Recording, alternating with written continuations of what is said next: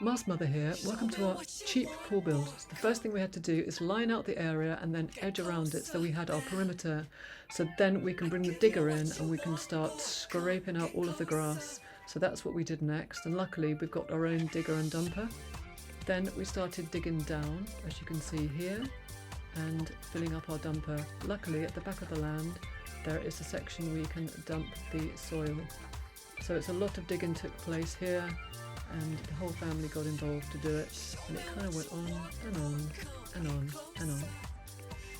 So here we are getting rid of the earth, and we hit a lot of clay. Before a metre down we were hitting clay, mainly sandy coloured clay, but that's my trusty Kubota. I love that machine so much. But it was a lot of earth that came out, a huge amount of earth. Then we had to stop the project whilst we cut down the willow tree that was dangerously overhanging the buildings, and now we're putting in the posts for the decking, and that was a lot of work. Richard fixing the skimmer and testing the water whilst we filled up the pool, which took about a week.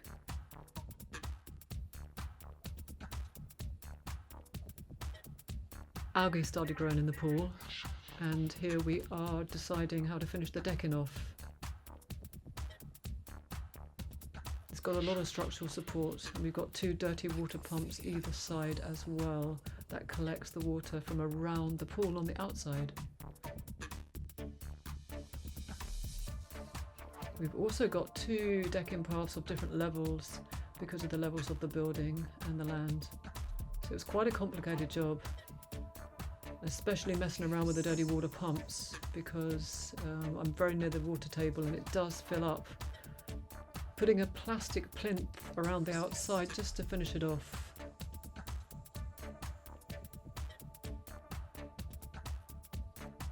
I think that makes all the difference. I'd seen somebody else that had done it with one of these pools.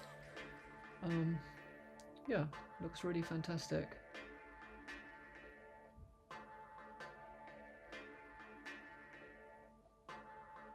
He's going to jump in, but he was a little bit scared because it was so cold.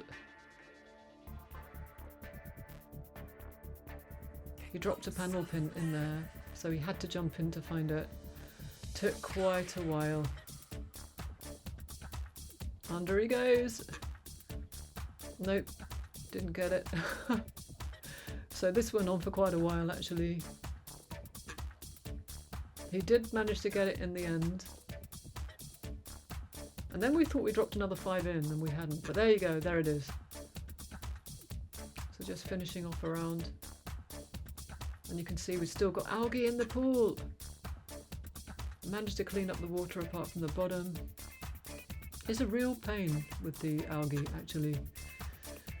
It is hard, but I was using unstabilised chlorine, so I've ordered some stabilised chlorine now.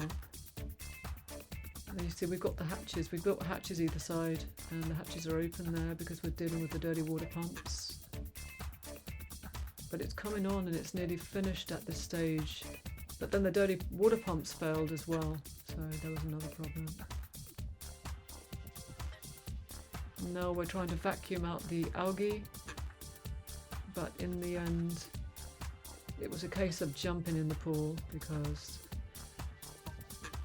I think people just like jumping in the pool, to be honest, even if it's freezing cold.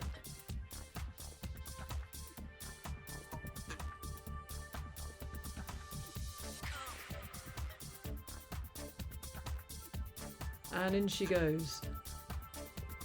Yep, she made it look like it was nothing, but she was freezing. And all of the algae was taken out on this occasion pretty much, and within 2 or 3 days of shock treating it again, it came back. So at the moment the pool is a little bit cloudy. I don't know, this pond vac, it works okay, but it's slow, it's a slow process. A really important part of this job was stopping the landslides that were naturally happening.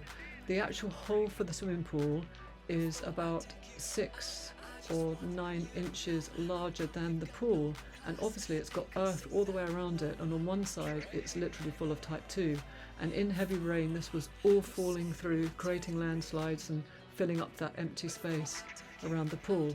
So we're using rubbish that was left on the land as reinforcement. So first of all we've put some mesh rebar down to hold it all back, and we've staked that into the ground strongly, and then using these panels instead of taking them off to the rubbish dump to use as solid reinforcement to stop the earth and the small bits of sand and shingle and whatever falling through. So, and we've had to do that in a few places, but to be honest I think there were some other places that should have had this reinforcement. In fact, I think all around this pool should have had this kind of reinforcement, because there is nothing to stop, even on the lawn side, the earth actually collapsing into a dead space. So here we're just preparing some of these old panels that were actually used as a building on the land, these particular ones, but there were a lot of other panels like this in the past that we collected and have taken away for rubbish, which can be seen in the video of the land renovation. Here we have a panel we're about to drop down into the larger gap where the feet stand for the pool, which is about 90 centimetres wide. There's the foot and there's the side of the earth, and that's where it's all caving in. Don't know why those crops are there, that's strange.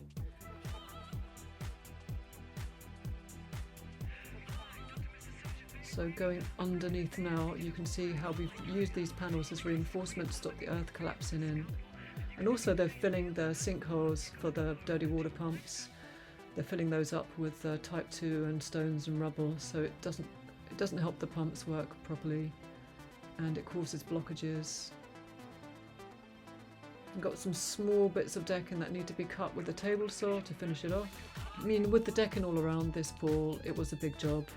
And although the pool was only about £2,000 for a liner pool, obviously the decking and all of the stud work for the decking made it come to about £2,000 more. Bought some more stabilised, well not some more, I've just bought some stabilised chlorine. I'm not sure what to do with these upright posts yet, so I'm leaving them in, but maybe I'll cut them down, probably I'll cut them down, or I might build a structure into them. I was thinking about building arches here. One of the family members said to build benches. That's a good idea, but I'm not sure. Here we have our access panels, and again here, and again here, and the same round the other side. So much debris on this already. If anybody knows how to take care of the pool, let me know. And here we have the other access panel. You can just screw those down and take them up easily. So that's it.